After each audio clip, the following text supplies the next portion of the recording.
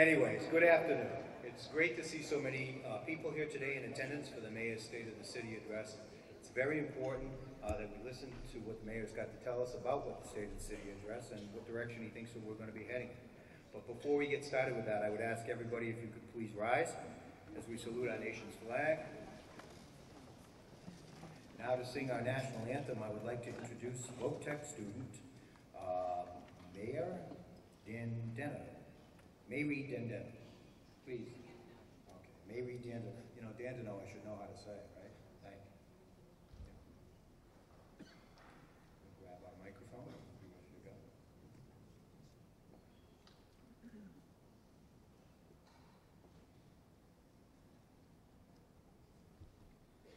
Oh, say, can you see by the dawn's early light what so proudly we hailed at the twilight's last gleaming, whose broad stripes and bright stars through the perilous fight o'er the ramparts we watched were so gallantly streaming, and the rockets' red glare, the bombs bursting in air, gave proof through the night that our flag was still there. Oh, say does that star-spangled banner yet wave o'er the land of the free and the home of the brave?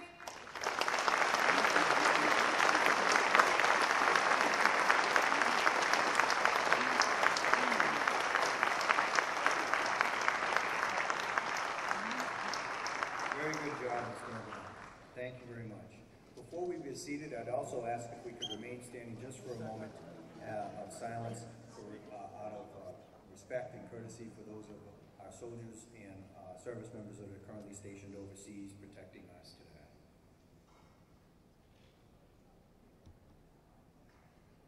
Thank you. Please take your seats.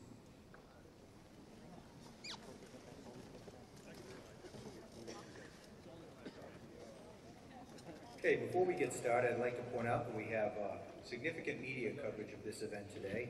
Stations WJFD and WBSM are here and will be broadcasting the Mayor's Address live. And that's important to get the word out to everybody that's listening today. New Bedford Cable Access TV is also present, and they will be recording and airing this program several times during the week. So you'll have an opportunity to, if we don't scare you away today, you can watch it all again probably tonight. In addition, South Coast Media Group and the Standard Times are here, and they'll be covering this address as well, and providing, I'm sure, some great commentary and editorial assessments of the Mayor's Address. So thank you all to the media partners that are here today for their participation in covering this important event. We need to take a moment here as well to recognize a few of the elected officials that have joined us here today. Please give us a wave as I announce your name. Representing our legislative delegation, we have Congressman William Keating is here. Told? No, he's not here. Oh, okay, he's not. He's represented here today by his office. Representative Antonio Cabral is here. Tony?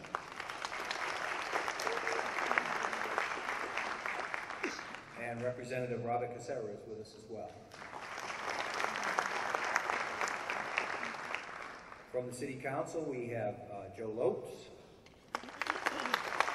Jim Olivera, Linda Morad, Terry Winterson, Dana Rivera,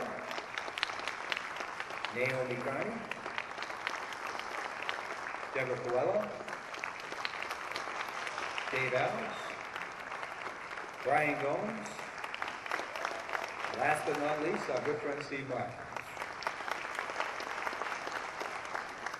From the school committee, Bruce Olivera and Josh Amell are joining us today. Very important. And the New Bedford Board of Assessors, Maria Pina Rocher is with us here as well. So thank you very much for coming. And I apologize if we missed anything. We try to keep the listers up, but we do have people that come in at the last minute.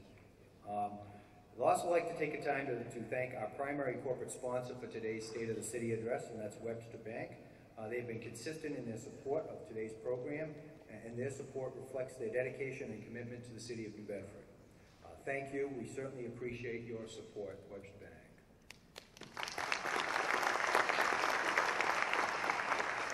And I would also be remiss if I didn't acknowledge and thank the many supporting sponsors of this event. So special thanks go out to Bay Coast Bank, Bristol County Savings Bank, the Buttonwood Park Zoo, New Bedford Credit Union, Sylvia Group Insurance, and Veolia Water. All of those have contributed to this event today.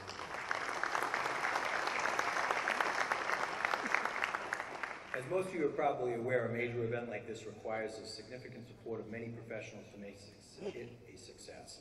So I'd like to recognize a few others for their involvement today. Thanks go out to Dave LeBeau and Mike Almond of Lightworks Production for providing the sound today. Great New Bedford Boat Tech for hosting us this afternoon. I know Linda Enos is here. Thank you, Superintendent Enos. Every time I come here, I'm so impressed by this place and the students. It just never ceases to amaze me. They do such an outstanding job here. The National Honor Society students and the culinary students from the Boat Tech that have also assisted in this event. I think some of them are here in the room as well. So thank you. Peter DeWalt and Reynolds DeWalt Company for printing the invitations and getting all of the other stuff printed up that we needed to put this on. So thank you, Peter. Hawthorne Florists for those beautiful centerpieces that we have in adorning our tables, which are a very nice touch. Century House today for catering today's delicious meal, which was pretty good. I thought the chicken was excellent. Chase Canopy for donating chairs, tables, and decorations that we're all sitting and enjoying today. So Chase Canopy as well. It's going to be, I get to the end of this thing, they want me to read the phone book here or something.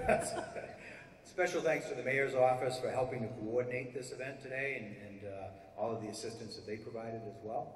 He's a hardworking staff, and we can always count on them to support us in these endeavors. And of course, our keynote speaker, the Honorable John Mitchell, the Mayor of the City of New Bedford, taking time out of his schedule to update us on what's going on with the city and what the current state of things are as well. So, Your Honor, thank you for coming. And they never put this in here, but I'm going to say it anyway. Special thanks to the Chamber of Commerce staff. As most of you know, they're currently leaderless and rudderless, with Roy being gone. Not really, but we have Dave Maher has done a great job stepping in. But they have really done a fantastic job. Our people that are working on the staff at the Chamber, in addition to putting this event together, taking care of all of the myriad of other duties that they're responsible for. So if I could get a round of applause for the staff at the Chamber. Really do a good job. It is now my pleasure to stop speaking so you can listen to somebody else. But elected officials, residents, and friends of New Bedford, I'm going to begin my remarks today by welcoming my wife, Annie, who is here with us today.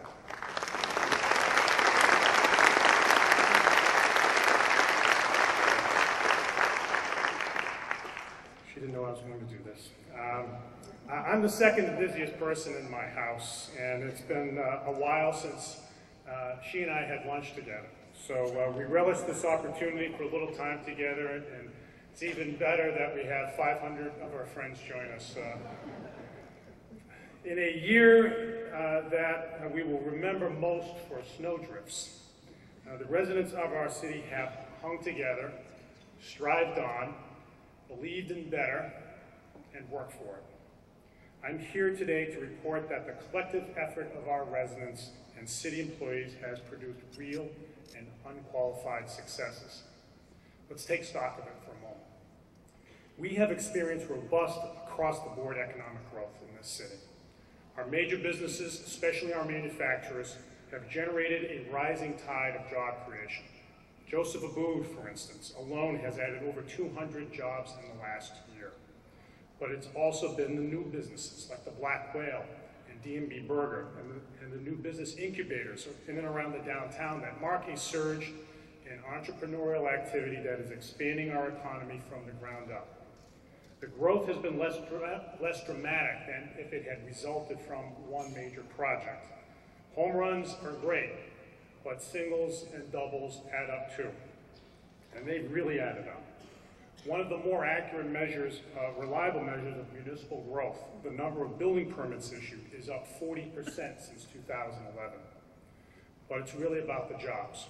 Since 2011, according to the Massachusetts Department of Labor, the labor force in New Bedford has grown enormously, adding over 5,000 jobs. That is a staggering number for a city of 100,000, regardless of its history, and especially an older industrial city. The growth in employment has been so rapid that last July, the Wall Street Journal reported that of all U.S. cities, New Bedford experienced the sharpest drop in unemployment over the previous year. We are in the midst of a job expansion.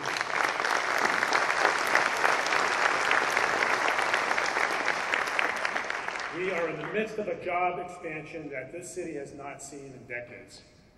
These are indeed impressive statistics. But what's far more important is that it has meant more people taking home paychecks to support their families. And that's not the only progress that we've seen in the city in the last year. We are steadily chipping away at crime. The overall crime rate has fallen 2% since the previous year, thanks in large part to our high-performing police department under the leadership of David Provencher. School reform.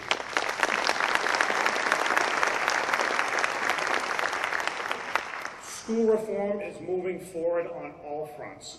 And a school system which 3 years ago was on the brink of state takeover, I am pleased to report now that thanks to the efforts of Pia Durkin and our hardworking teachers, the four-year graduation rate is at its highest level in the last 15 years.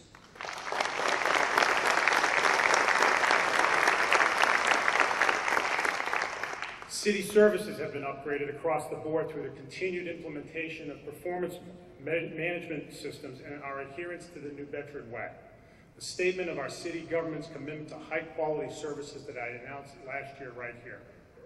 The most conspicuous of these improvements in the last year were the overhaul of New Bedford's trash collection system, which has resulted in the dramatic doubling of the city's recycling rate and a reduction of trash on our streets, as well as the replacement of our old streetlights with energy-saving LED bulbs, both measures that will save New Bedford taxpayers tens of millions of dollars over the next 20 years. Our solar program that uses city-owned properties for solar farms has garnered national attention, including, again, in the Wall Street Journal, which reported, since we were here last, that the city of New Bedford now derives more electricity from solar per capita than any U.S. city except Honolulu. Now, I would submit that Honolulu has not ever had the winter that we just had, so it's not exactly a level playing field. The point is that our proactive efforts in green energy will save taxpayers over $20 million in the next 20 years. In the last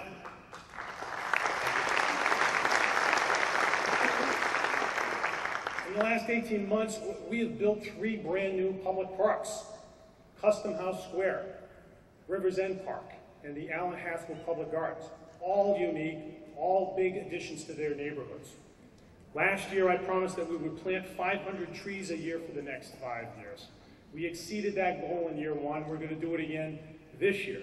Those trees will slow down traffic, clean our air, raise our property values, and make New Bedford a more beautiful city still. And over the last year, we embraced our city's rich heritage. We showed that New Bedford is serious about historic preservation when we became one of the few cities in Massachusetts to pass the Community Preservation Act. We threw the best and most reverent Veterans Parades the city has seen in a generation. We celebrated the 100th Feast of the Blessed Sacrament together, the best ethnic festival in America.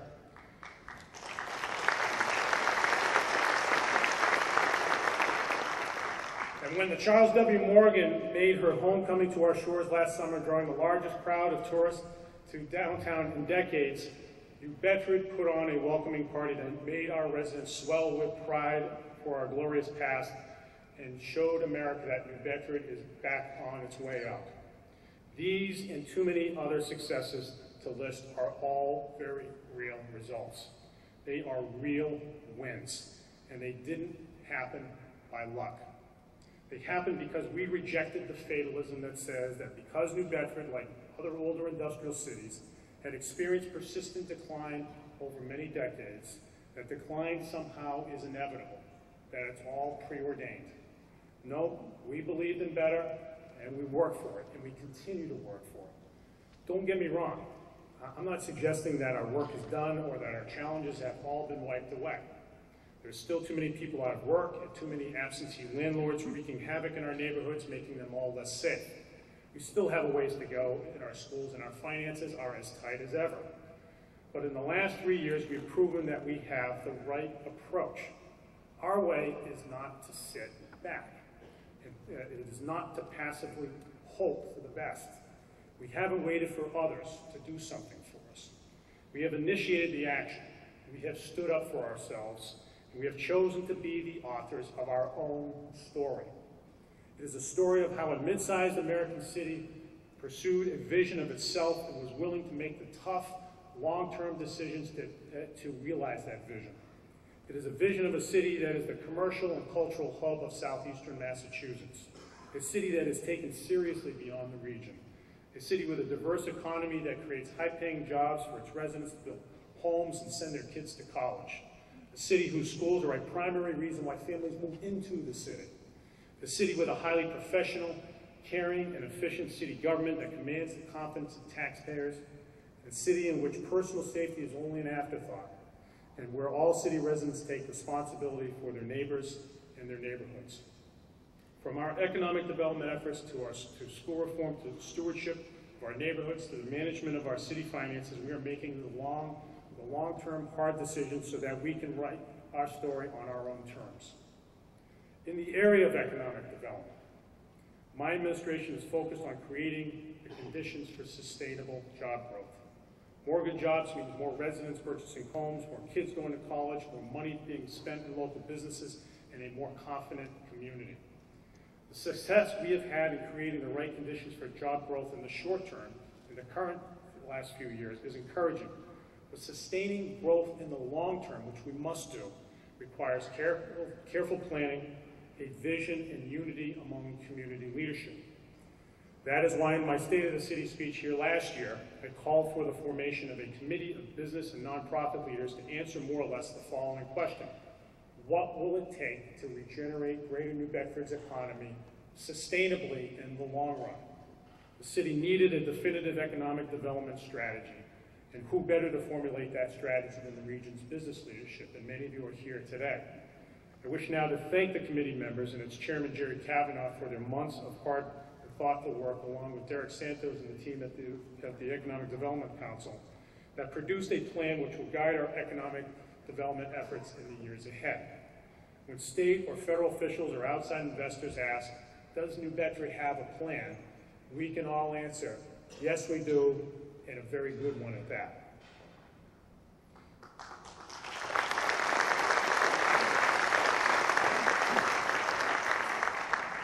The plan is based on a few key ideas.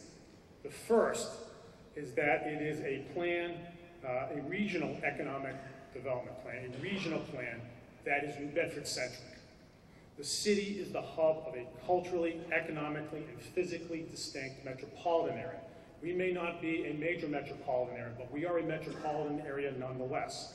We're not just one. New Bedford isn't just one of a series of communities that string along the southern coastline of Massachusetts. We are the center of it. New Bedford, particularly the downtown, is the gravitational center of the region. We all recognize that. Many, if not most of you in this room, live in the community surrounding New Bedford. But you're here today concerning yourself with the state of the city of New Bedford, because New Bedford is your city. You recognize that as New Bedford goes, so goes every nearby community. As our own metropolitan economy, our focus should not be on how the Greater Boston economy might benefit us, but we need to focus instead on our own strengths. our own assets. This plan does that. Chief among our assets, of course, is our port. The key to making the most out of the Port of New Bedford and to enable our maritime businesses to create well-paying jobs is to recognize that our port can and should continue to support the success of all of its industries. Commercial fishing, of course, but cargo as well as recreational boating.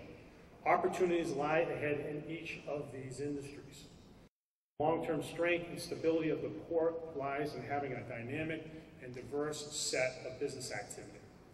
Our strategy should be to stick with the historic approach of making our harbor available to businesses that can gain a competitive advantage by operating there. Rather than favoring one industry to the exclusion of others, our choice should be all of the above. I am pleased to report another successful year in the Port of New Bedford. We, of course, remain the preeminent commercial fishing port in America, and although the total catch in the Northeast continues to shrink, our slice of the pie is growing. According to the most recent NOAA data, New Bedford's landings now comprise 34% of all of New England's and 9% of the entire country. We are, to use the metaphor, the biggest fish in the sea. I will continue my fight to level the regulatory playing field for the industry, not just at the Fisheries Council meetings, which we've been to time and again, but also on Capitol Hill, where this year Congress will take up reauthorization of the Magnuson-Stevens Act, the legislation that governs commercial fishing throughout the United States. At the same time, we've worked closely with Maritime International, our harbor stevedoring company, around the expansion of cargo in our harbor. And this year has been a real success story. This season, we had a record number of freighters call on the port, and have doubled the amount of tonnage that has come in. Every one of the port calls, every one of those large freighters that we've seen in the harbor injects about $250,000 into the local economy, and that creates job opportunities for our longshoremen. They've seen more business than they have in recent memory. It also bears noting that the recreational boating sector, which draws millions of dollars into the port, and we're not known for this, but it is a big business in our harbor, is growing too. Last year we started a launch service on the HDC, the Harbor Development Commission started a launch service to bring boaters who are moored in the harbor into the central waterfront so that people could leave and walk into the downtown and spend money in our shops and restaurants. In its first year, the launch carried over 1,300 riders, and mooring rentals in our harbor nearly tripled. People are coming down to the harbor also, as we all know, in droves to hear the concerts, to go to the festivals. They want to connect with the water. The completion of the New Bedford Marine Commerce Terminal in the months ahead will offer more opportunities for cargo vessels and other maritime jobs. With the expansion of the Panama Canal in the coming years and the establishment of large cargo hubs on the East Coast, there will be opportunities for ports of our size to serve as redistribution spokes for those hubs. The new terminal sets us up very well for that business and gives us yet another opportunity to create jobs in the port. The terminal will also help us become the premier offshore wind port in the Northeast. Windmills may not appear in our harbor as quickly as we would have liked, but the opportunity to become the center of the offshore wind industry in the United States remains well within our reach, and we must be ready for it. Consider this. Off the coast of Northern Europe, there are now some 65 utility-scale wind farms that are lighting homes from Germany to Great Britain. With some of the best winds on the planet just south of Martha's Vineyard, not too far from here, and with a growing demand for electricity in the Northeast, it's just a matter of time before those European developers come to the United States and come to this part of the United States. We might not see Cape Wind, but just around the corner is the Deepwater Wind project off of Block Island. Major European players in the industry are also staking their claim to the federal waters off of Martha's Vineyard right now. They are coming, and they will find a very reliable partner in the city of New Bedford. The next important step in our quest to become a center for the offshore wind industry is about to come up, and that is for the legislature to pass a bill that provides reasonable market incentives for the industry. These incentives, if coupled with an expansion of the natural gas supply to the state, will help diversify our energy resources and stabilize prices, without, at the same time, unduly burdening ratepayers. The city along with Representative Tony Cabral and our legislative delegation, are supporting the legislation proposed by Representative Pat Haddad that would do just that. I urge the business community, so many of the business leaders in the region are here today, to get behind this bill if we are to have a more stable energy policy in the state that enables the offshore wind industry to set up shop right here in New Bedford and to grow jobs throughout the region. To capture all the opportunities that lie ahead, the Port of New Bedford must continue down the road of modernization. We will continue to advocate vigorously for capital investment in the port. To be competitive, we need to upgrade our port facilities, dredge the harbor, and replace that old bridge so that we can open up the northern part of the harbor to more commerce and more job creation. As our growth continues, we must hold ourselves out as the serious port that we are. This is very important. As it stands now, there are only 2 general-purpose industrial ports in Massachusetts, Boston and New Bedford. That's it.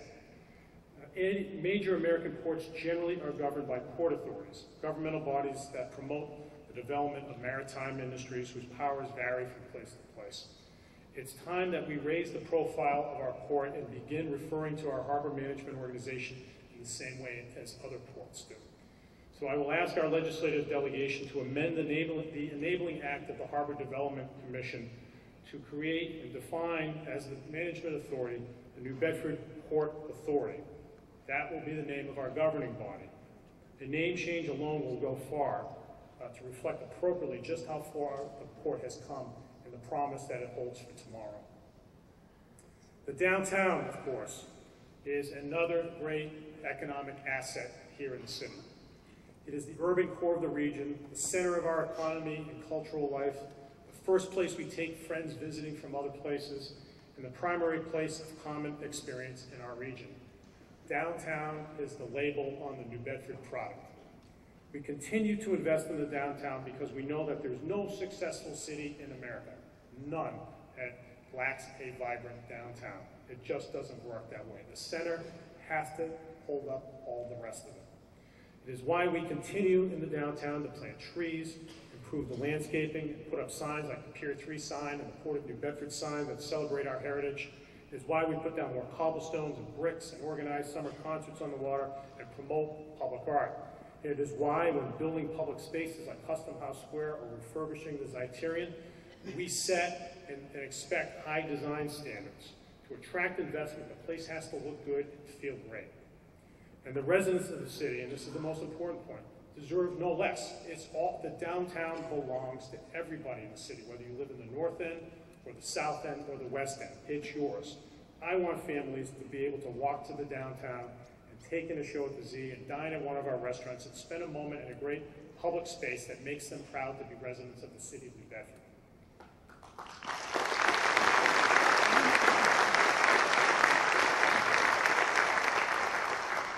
As we've been making these public investments in the downtown, we've seen private investment interest pick up.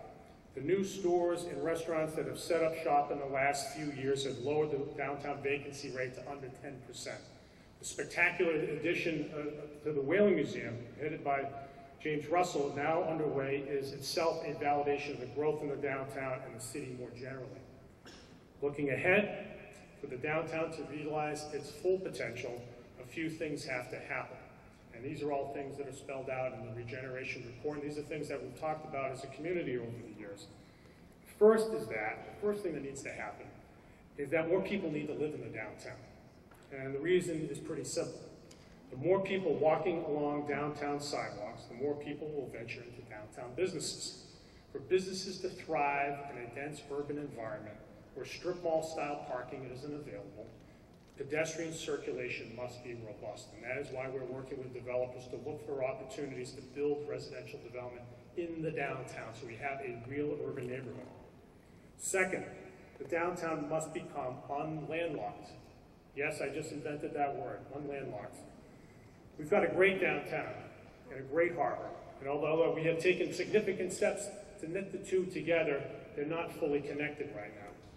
A downtown that extends to the State Pier, as called for in the Regeneration Committee report, will make our downtown really something special. Being an industrial port doesn't mean that the public must be cut off completely from the waterfront, as is the case right now, more or less.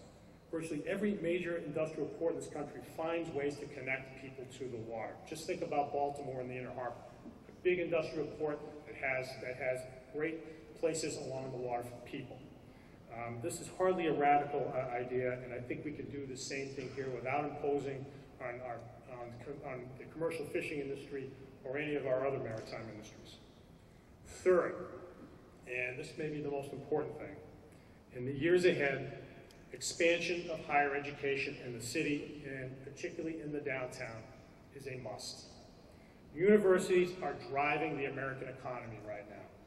They are the sources of research that spur innovation, they are the economic hubs in their communities, and they attract educated professionals.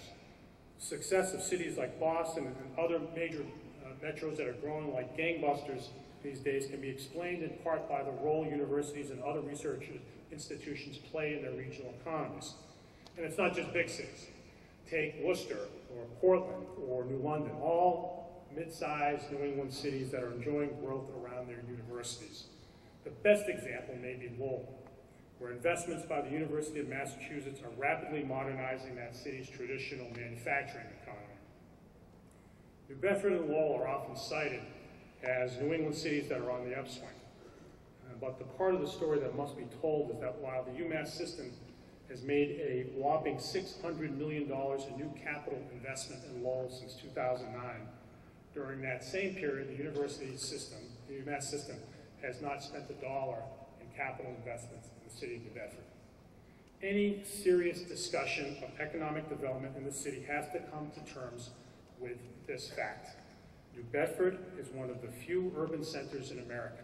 And by urban center, I mean a city that is not a satellite of a major metropolitan area. One of the few urban centers in America without a university headquartered in the city limits. In order for us to compete effectively in the global economy and retain educated professionals in the city, this has to change. I'm not suggesting for a minute that we import a university from somewhere and plunk it right down in the city of New Bedford. That's not what I'm talking about. The place obviously to turn is UMass, which has programs, though not large ones, already here. We need UMass to be a partner in the city's resurgence and grow its physical presence here for the good of the city and frankly the good of the university. There have been encouraging signs of late, however. Chancellor Davina Grossman has worked with the city to kickstart the long-stalled SMAS expansion in the South End, and now that project has traction.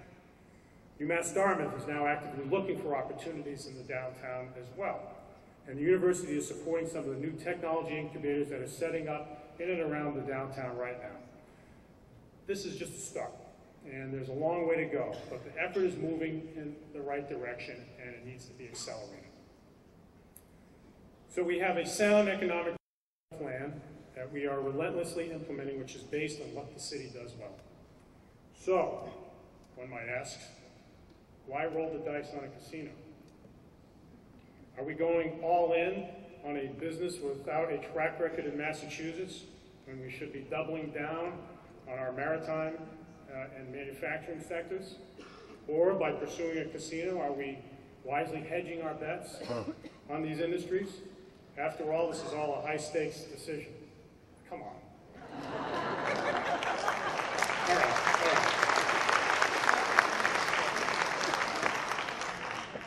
All right. I'm going to quit my day job.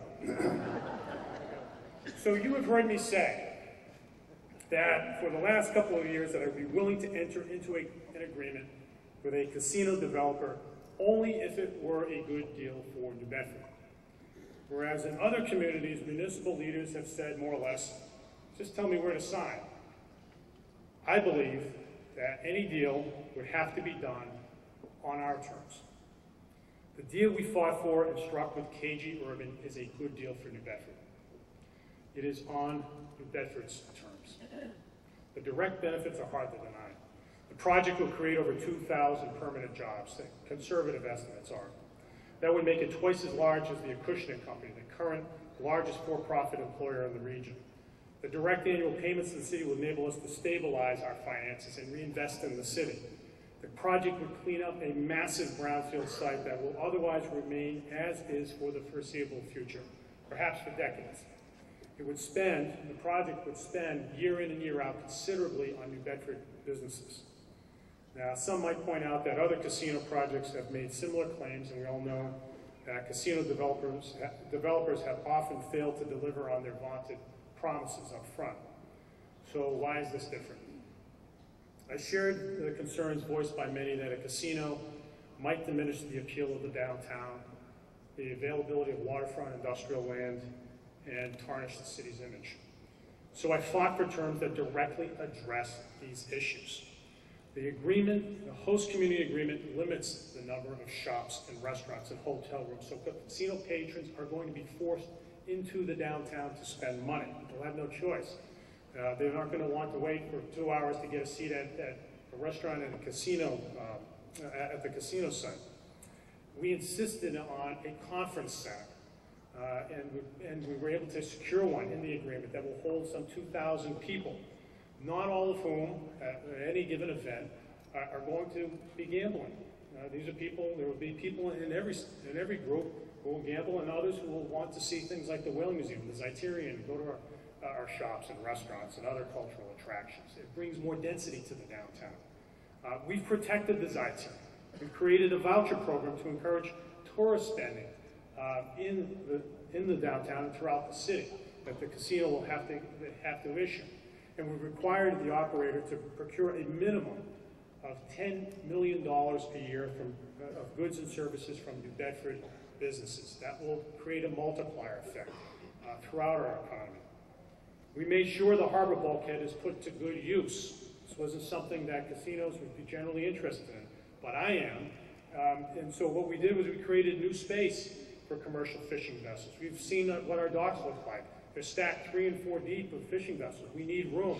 We made sure we created some room on this site. And to the extent that it couldn't be used for commercial fishing vessels, we created a marina, and that marina is going to generate income for our Harbor Development Commission, which sorely needs it. Perhaps as importantly, the site will not scream casino. I insisted on a number of limitations on the project that will make it fit into the urban fabric of New Bedford. We required the developer to scale down the buildings. They came in initially at 24 stories and dropped it to 17, and I insisted they go further. They went down to 11 stories, which would hardly be the tallest building in the city, not even close. It won't stick out like a sore thumb.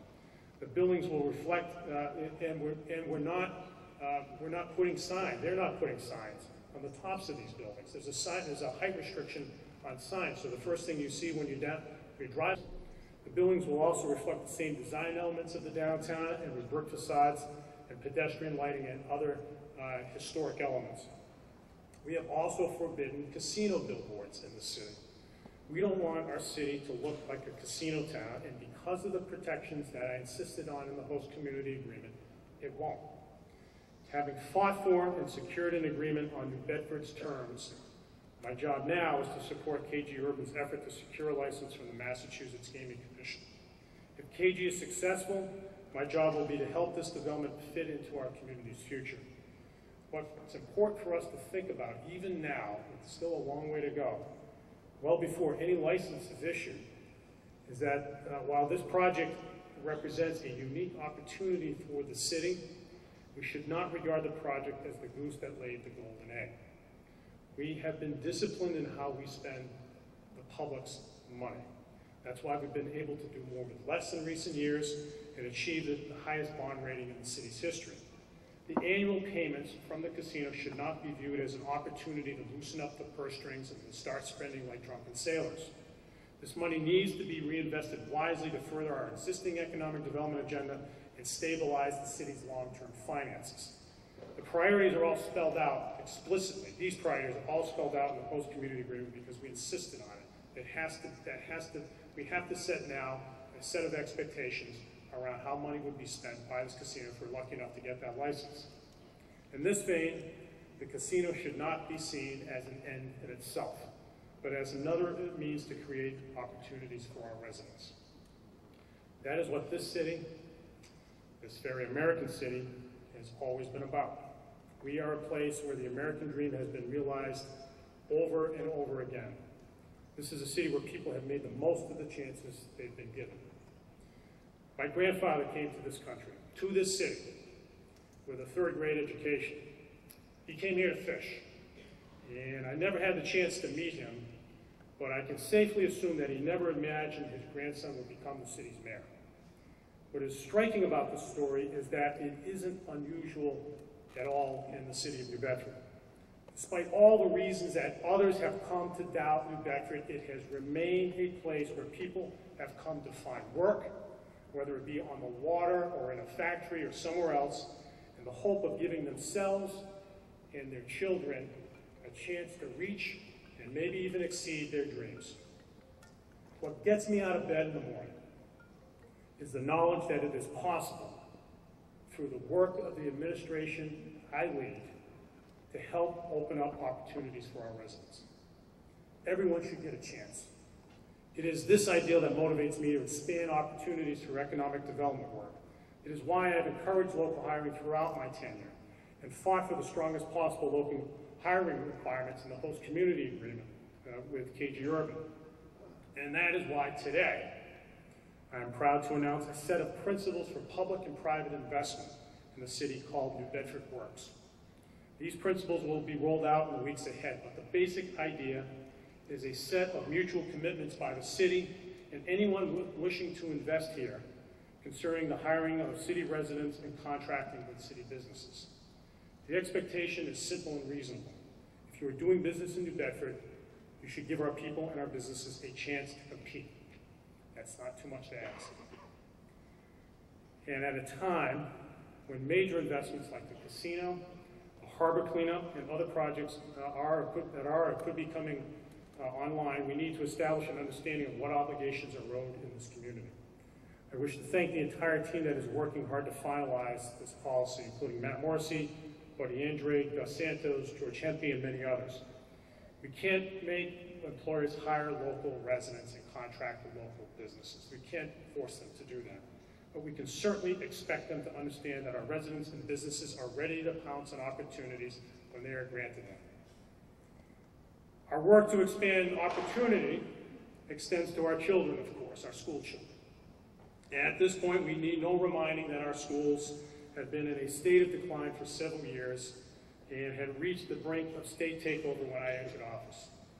At the time, many suggested that we simply let the state take over and wash our hands of the problem. We chose the hard work of leading our own reform, knowing that it came with the risk of responsibility. We would own it. That was the right decision then, as the work is now moving ahead in earnest and the results are starting to show. I mentioned the past only to highlight that it was through the persistent focus on the New Bedford school system by the Standard Times under the leadership of Bob Unger that the magnitude of the challenge and the need to address it head-on became clear. Bob elevated the issue of education reform because he knew that our region couldn't pull itself forward if its children lacked the skills to compete in a global economy. Bob, of course, has moved on from the paper, but the reform effort has long left the station and isn't stopping. Bob, thank you for setting the bar higher for our schools. That's exactly where it should be.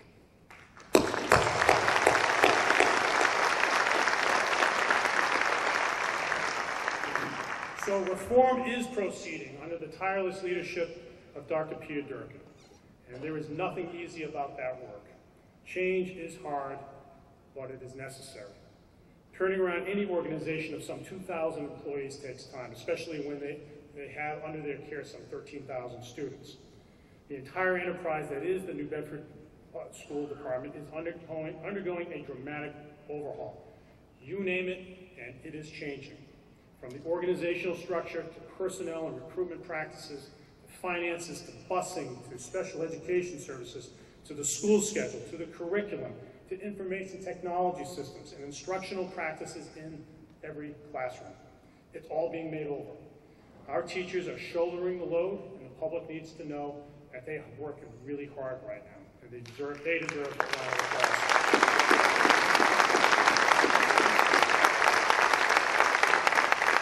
Now, some of this effort is already showing up on the scoreboards we tend to focus on. MCAS scores are inching forward. Many more students, a record number of students at New Bedford High School are taking advanced placement courses. A number of them are seated right over along that curtain right over there. And as I noted, the dropout rate, and this is very significant, has dropped significantly, and that's a huge achievement by our school system. No one, all this progress will become more evident as time goes on, but no one should be under the illusion that this is all an overnight exercise. The direction of reform in our schools is the right one, but it won't be fully successful in the absence of trust. Change can be threatening. People become defensive when threatened, they stop listening, they turn inward, and make effective teamwork less achievable. As we move forward, let us all remind ourselves, all of us, elected officials, business leaders, school administrators, teachers, parents, and members of the community, and anybody who cares about New Bedford, that we all have the same goal, to build a school system that provides our children with the tools they need to flourish as adults. We might not agree on precisely the same next step all the time, but we need to communicate and listen to one another. We'll be surprised at how much more we can get accomplished together. We've moved mountains in our school system already. Let's finish what we've started for our kids.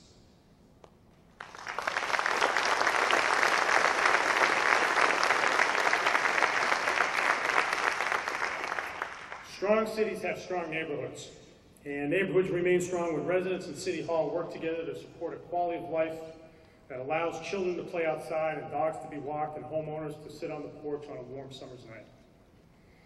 Vibrant neighborhoods draw residents out of their homes to comfortably spend time with their neighbors in a way that strengthens the bonds, those bonds with their neighbors and makes for stronger communities. While most of our neighborhoods fit this ideal, and not all of them do, although the city has been successful in keeping the lid on gun violence and crime overall is down 2%, I believe there is more work to be done. We will continue to hire new police officers and upgrade police equipment and vehicles. We will continue to refine our analysis of crime data in ways that will enable us to anticipate trouble and put police in positions to deal with it ahead of time. We will continue to address the blight that attracts criminal behavior. We will continue to erase graffiti across the city and clean up vacant lots. Our neighborhood task force will continue its aggressive enforcement of the building and sanitary code and so that our housing stock can be safer and neater and our neighborhoods look better. Tonight, the City Council has an opportunity to pass the problem property ordinance, the most important crime prevention measure that has come before the Council in recent memory. This measure, which I filed over 2 years ago, would shift the cost of excessive police responses to landlords who ignore problems on their very own properties. We have some properties in the city in recent years, and far too many of them, where the police have been summoned more than 100 times, over 100 times within a year. We know that landlords can't control everything that their tenants do, but at some point, the landlords who turn a blind eye to persistent problems of people they know are themselves bringing problems to the property bear some measure of responsibility for those problems. I thank and applaud the 7 city councilors that voted the measure out of committee on Tuesday, and I asked them, and I asked for your support for them tonight. So let's get this done because it is a big deal for our city to stabilize our neighborhoods in ways that will enable them to turn the corner. The biggest challenge to our progress, as it is for many cities these days, is to find the money to address our needs. Since the financial meltdown of 2008, government at all levels is still struggling to pay the bills. We are still navigating through dangerous financial currents with no safe harbor on the horizon. And that's not news. You've heard similar things from me before. The days of healthy property tax revenue growth are not in sight, and the precise level of state aid is uncertain. Meanwhile, the cost of government is going up, and we're still dealing with budget decisions that have been made in the past that put us in a difficult position. Again, this is not news. What is news is that these conditions persist despite the efficiencies we've been able to implement in the last few years. City government right now is leaner and more efficient than it has ever been before. Wall Street gave us the highest bond rating in the city's history because of our sound financial management and operational management. We have been nationally recognized for our municipal solar program and energy efficiency measures that is saving the city millions of dollars, as I noted earlier. And we've saved millions more by restructuring our debt, managing a conservative capital improvement program, and switching our phones over to voice over internet so that we can reduce our phone bills. In the last few months, we shaved off a quarter of our retiree health care liability, which will save an enormous sum, $138 million over the next 30 years. That's a huge achievement.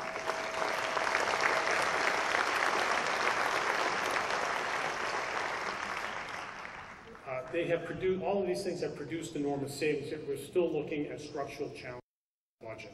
And so we will continue down the path of more transparency, more efficiency. We may have picked the low-hanging fruit. We're going to pick the higher fruit to make our city government more efficient. But we still have to face up to the fact that the costs attributable to retiree benefits, whose terms and eligibility are dictated by the state, are continuing to become a tighter and tighter vice. And another big chunk is the decline.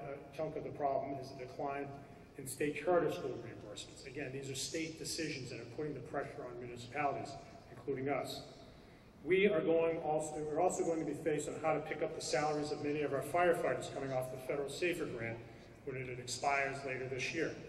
We've applied for a new grant to fund a lower number of positions in the hope of avoiding layoffs in that department. And we're working very closely with the fire department, a very effective fire department that keeps us safe, to accomplish just that.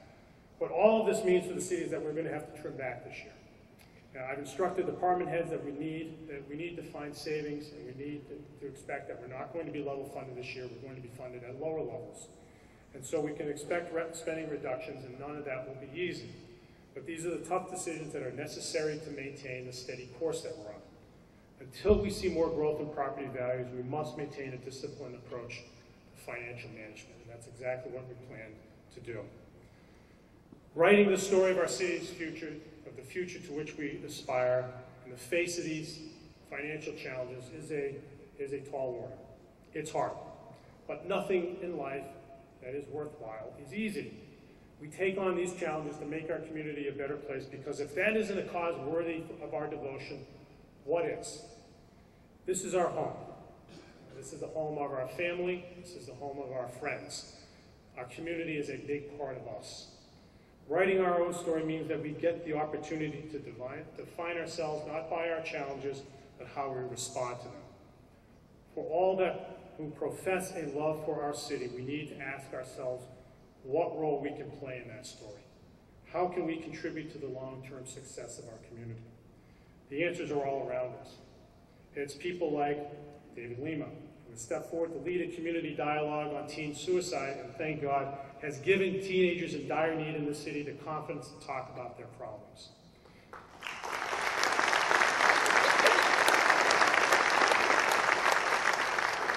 It's people like Reverend Russ Chamberlain, who found a way to keep his shelter doors open and put a roof over the heads of those who were left out in the brutal winter that we're emerging from right now.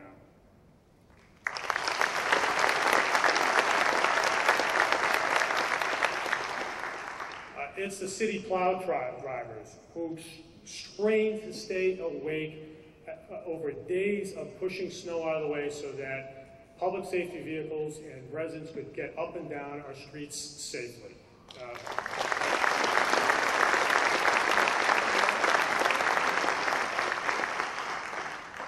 None of these people are going through the motions. None of them are doing what they do. They're doing the little extra to gain attention or adulation. They don't do it for credit. They, along with many others, have put themselves out there, not for any kind of reward at all, but simply to make our community a stronger place. They've paid it forward. We all love New Bedford, but love requires action. If we care about education, if you care about education, find a way to help a student, even tutor a student. If you care about the look of the city, volunteer for Operation Clean Sweep or a garden club, or just pick up trash when you have a free moment. If you want to advance important civic goals, serve on a board or simply speak out about them. Engage with the community. There are many ways to serve, but what matters most is that we extend ourselves just a little bit, each one of us.